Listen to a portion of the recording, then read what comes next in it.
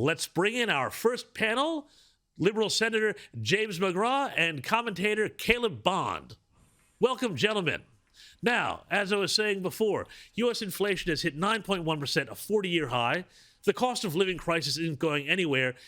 Senator James McGrath, how long until we see similar numbers flowing through here in Australia?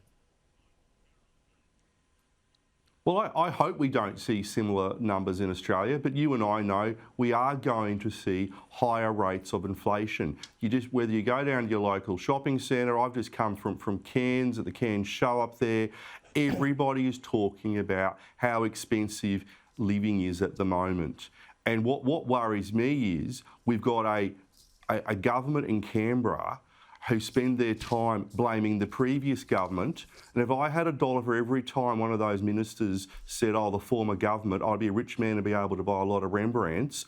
What these jokers in Canberra fail to understand is they are the government now. The buck stops with them. They are in charge. They can't keep doing the blame game. So what happens in America, what happens in Europe, it's going to end up impacting us here in Australia.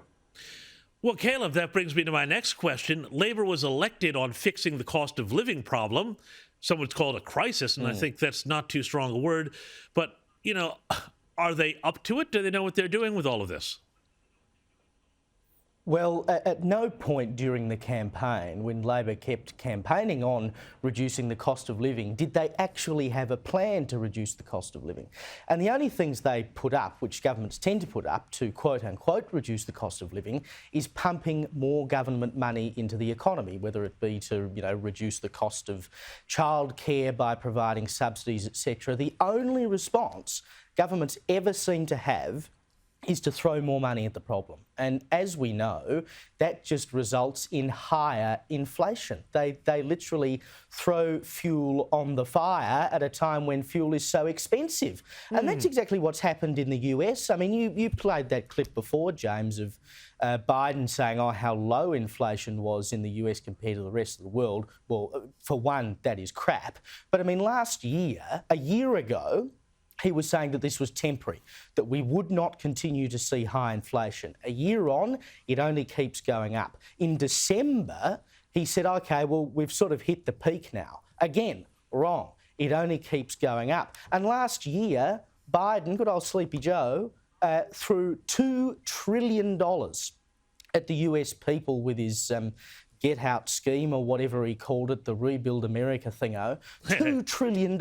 Now, he already knew at that time that inflation was on the rise. It doesn't take an economist to tell you that when you throw large amounts of government money at people, that they will spend it, and that will result in the price of things going up, and that causes inflation. It's pretty basic stuff. But no one, Biden, the Labor Party here, no one has a plan to do anything about it. And without a plan, it'll just keep going on up and up and up, and they'll keep blaming other people. I'm sorry, that doesn't help anyone. You know, and Caleb, you say that they blame other people. James McGrath, I have noticed a bit of a trend here. Here in Australia, Labor says, oh, well, we came in and this is the mess we were left. In the US, Joe Biden says, it's Vladimir Putin's fault, or it's somebody else's fault. What is going on here with these leaders, and I use the word a little bit under advisement here, who are so quick to blame the economic conditions on other people and not actually grasp the nettle of cutting spending? We did see a little bit of cutting spending on the rats, but, on everything else, there's no indication of this happening anywhere. These people aren't leaders. You should not use the word leaders to describe Biden or the new Labor government here in Australia.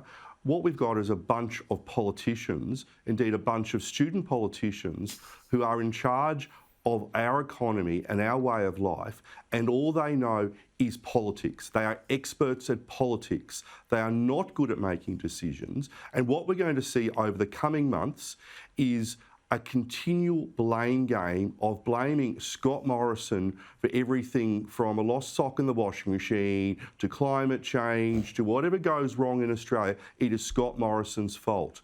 And what what we're missing out in here as Australians is actually leadership, of having someone prepared to make decisions, understanding the changed economic circumstances we live in, looking at what is happening in America, looking at what is happening in Europe. We need real leaders. Now, and if the current mob don't want to do it, I'm sure that Peter Dutton will be more than happy to step up and become Prime Minister, and he would make decisions in the best interests of Australia.